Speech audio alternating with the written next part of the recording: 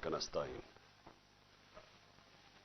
मैंने आपसे मेरे पाकिस्तानियों कल बात करनी थी, लेकिन जब मैं घर वापस पहुंचा तो जो मेरे घर का हाल था, या जो जिस तरह का घर में तबाही थी, जो लूटा गया घर मेरा, जो चीज़ें तोड़ी गई, उसमें से तारें भी तोड़ी गई हैं, तो इसलिए मैं रात आपसे बात भी नहीं कर सकता। और वैसे भी इस कमरे में बैठना मुश्किल था, क्योंकि उन्होंने कोई ऐसी इस किस्म की टेयर गैसिंग घर में थी कि हमारे से अभी तक आंखों में उसका असर है।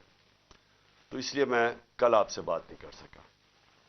एक तरह अच्छा है मैं आपसे नहीं बात कर सका, क्योंकि कल मैं बड़ा गुस्सा था मेरे में, जो मेरे घर से हुआ, और गुस्से में इंसान को बात नहीं करनी चाहिए।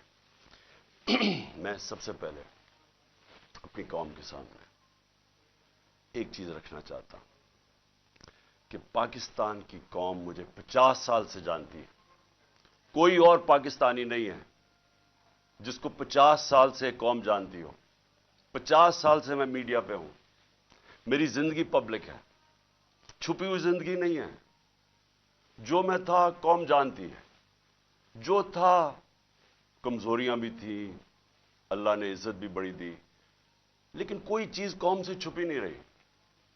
बाहर के अखबारों में इंटरनेशनल मेरे ऊपर तबसरे हुए हैं, वहां भी बात करते हैं मेरी क्या ताकत और कमजोरी थी, लेकिन एक चीज 50 साल में सारी कौम जानती है कि इमरान खान ने कभी पाकिस्तान का कानून नहीं तोड़ा।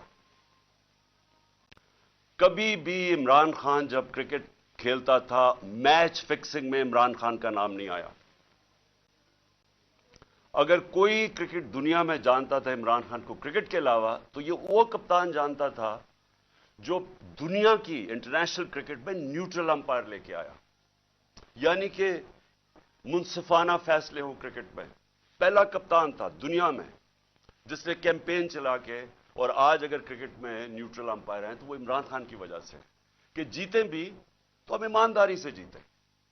उससे पहले पाकिस्तान में जब कोई टीमें मैच हारती थी, वो कहती थी अंपायरों की वजह से हार गए। इमरान खान के दौर में कभी ऐसा नहीं हुआ। तो मैं ये इसलिए आपको कहना चाहता हूं कि मैं जो आज यहां जमान पाक में बैठा हूं, मैं अपनी कौम से एक बात पूछना चाहता हूं कि क्या इमरान खान ने कोई जुर्म किया है? 96 मुकदमे केसेस मेरे ऊपर कर दिए, 96, दहशतगर्दी, कत्ल, तौहीन मजहब, गद्दारी, हर किस्म का केस। जब मैं घर से बाहर निकलता हूं और नए केसेस हो जाते हैं। और केस कौन कर रहे हैं, ये जरा गौर से सुने। केस वो लोग कर रहे हैं जो इस मुल्क के सबसे बड़े मुजरिम हैं, 30 सालों से साबित कर रहे हैं। अगर आपने ये चेक करना है, अगर आपने ये पता चलवाना है कि क्या ये मुजरिम है या नहीं है, तो सिर्फ एक काम करें, जो गूगल करें, क्योंकि आप सोशल मीडिया में जो मेरे नौजवान देख रहे हैं, सोशल मीडिया में सिर्फ गूगल कर लें कि इंटरनेशनली इन लोगों की क्या रेपुटेशन है। किताबों में इनकी चोरी का जिक्र है, नवाज शरीफ की चोरी का किताबों में जिक्र है, अखबारों में, बाहर के अखबारों में। कैपिटल्स एक्लीज हील वो पढ़ लें, वे ऑफ द वर्ल्ड वो पढ़ लें, सूस्किन की किताब, अखबार डेली मेल पे इनके आर्टिकल्स पढ़ लें। मैं बाहर की बातें कर रहा हूं, इनकी बकायदा करप्शन के ऊपर इनकी कहानियां लिखी हुई हैं कि कैसे मुल्क से पैसा चोरी करके ये बाहर लेके गए हैं। जरदारी को मिस्टर 10%, अखबारों में बाहर आया हुआ है कि इससे हाथ मिलाते हुए ये कहीं गया, डरना कि तुम्हारी उंगलियां आज ये चोरी कर ले। ये इनकी रेपुटेशन है। ये आज एक आर्मी चीफ ने इस मुल्क के ऊपर मुसल्लत किए, गद्दारी किया मुल्क के साथ इन चोरों को ऊपर बैठा के, और इन्होंने नीचे सारा चोरों का और मुजरिमों का सेटअप ले आए। सनाउल्लाह जैसा किसी फैसलाबाद में पूछे کہ کون سا جرم ہے جو اس نے نہیں کیا. شریفوں کا پوچھیں, زرداری کا ذرا سندھ میں پوچھیں کہ اس نے کیا کیا کیا کیا ظلم ان لوگوں کے اوپر نہیں کیا. ان کو پیچھے سے جو اپنے آپ کو ملک کے محافظ کہتے ہیں اوپر مسلط کر دیا ہمارے. اور وہ کیا کر رہے ہیں آج؟ وہ کیسز کر رہے ہیں, ہر قسم کا حربہ استعمال.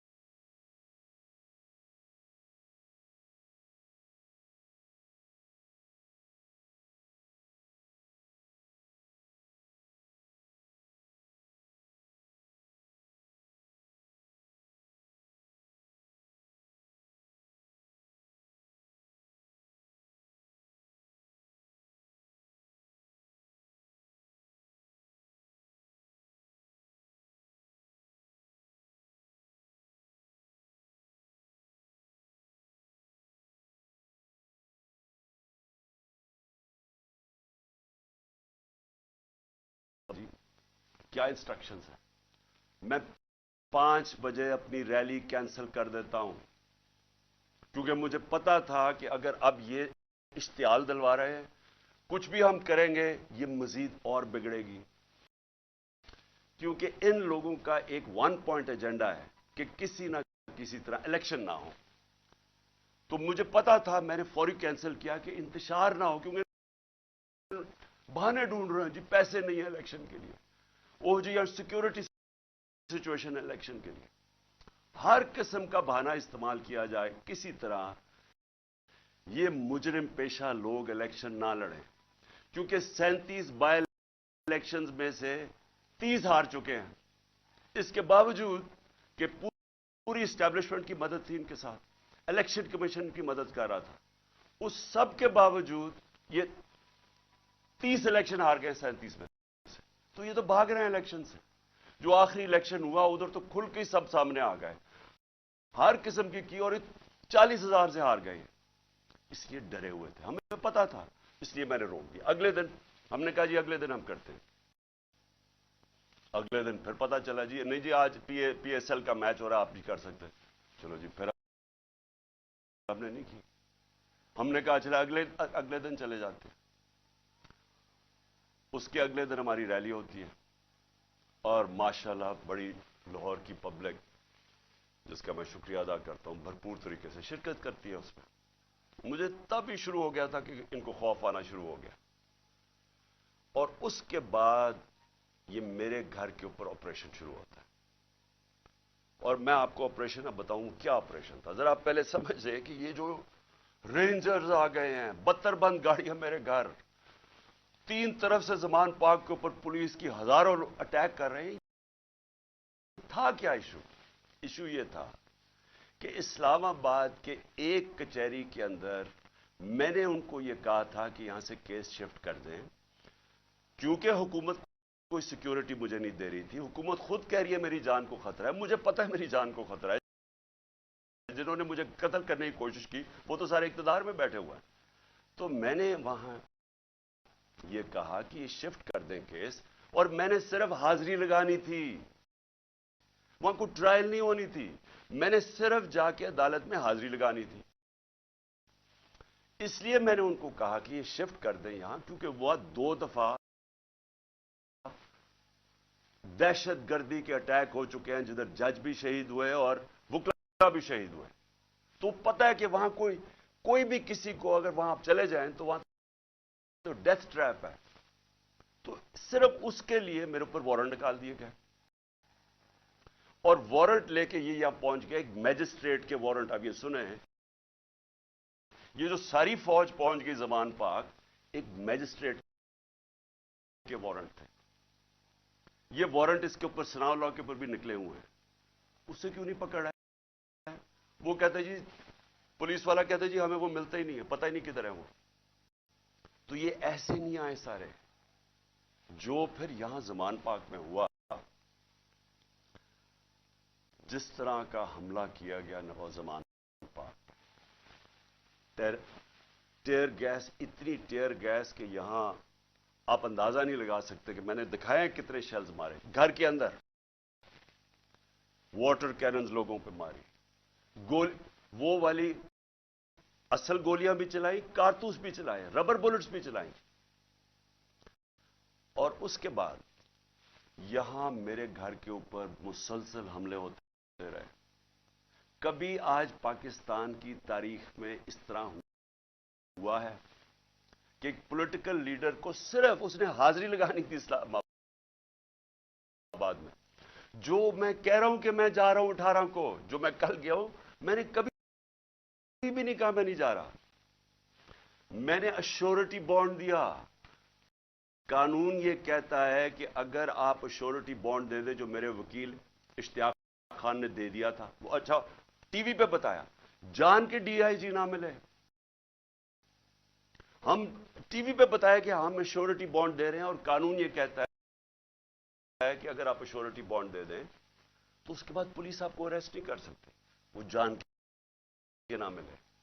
کیونکہ ان کا مقصد یہ نہیں تھا کہ کوئی انصاف کے لیے مجھے لے کے جا رہے تھے, وہ مجھے یہاں پکڑنے آئے تھے, اور پکڑ کے لے کے جانا تھا انہوں نے بلوچستان.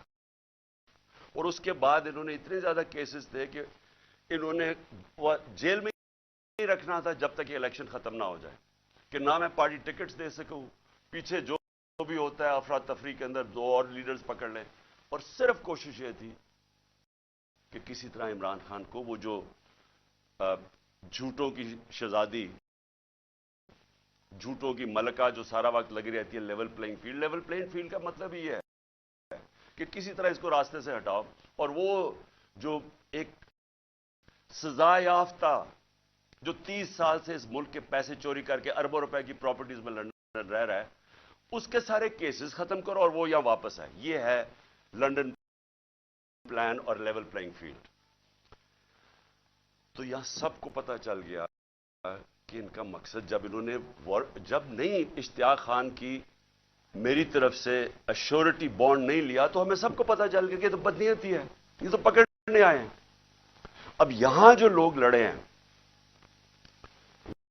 وہ اس لیے نہیں لڑے کہ ان کو کوئی پولیس سے بچنا تھا یا ان کو کوئی خطرہ تھا کہ عمران خان نے کوئی جرم کیا اور یہ عدالت سے ڈر رہا ہے مجھے وہ ٹشو دینا. ان کو یہ ڈر نہیں تھا. ان کو یہ ڈر تھا سارے لوگوں کو باہر کہ میں ابھی تک یہاں اس کا پتہ نہیں کیا انہوں نے چھوڑا ہمارا فیکٹر اس کا. ان کا سب کو یہ خوف تھا کہ یہ بدنیت لوگ ہیں, یہ عمران خان کو جیل میں ڈالیں گے, تشدد کریں گے جس طرح اعظم سواتی سے کیا, شہباز گل سے. اس لیے تو وہ مرنے کے لیے تیار ہو گئے. ان کو ان کی نیت پہ شک تھا کہ ایک اگر حاضری لگانے کے لیے میں نے اسلام آباد جانا ہے, جو میں کہہ رہا ہوں میں نے جانا ہے, شیورٹی دے رہا ہوں, تو پھر یہ کیا کرنا, یہ کیوں اس فورس پہ 3 طرف سے زبان پاک کو اٹیک ہو رہا ہے, جس طرح کوئی قلعہ نواز زبان پاک, ہزاروں رینجرز آ رہے ہیں, 72 بند گاڑی آرمڈ کار کے اندر آ رہے ہیں, چاہے وہ دیواروں سے چھلانگ مار کے اندر آ رہے ہیں جس طرح کو پتہ نہیں کوئی کمانڈو ایکشن ہونے لگا.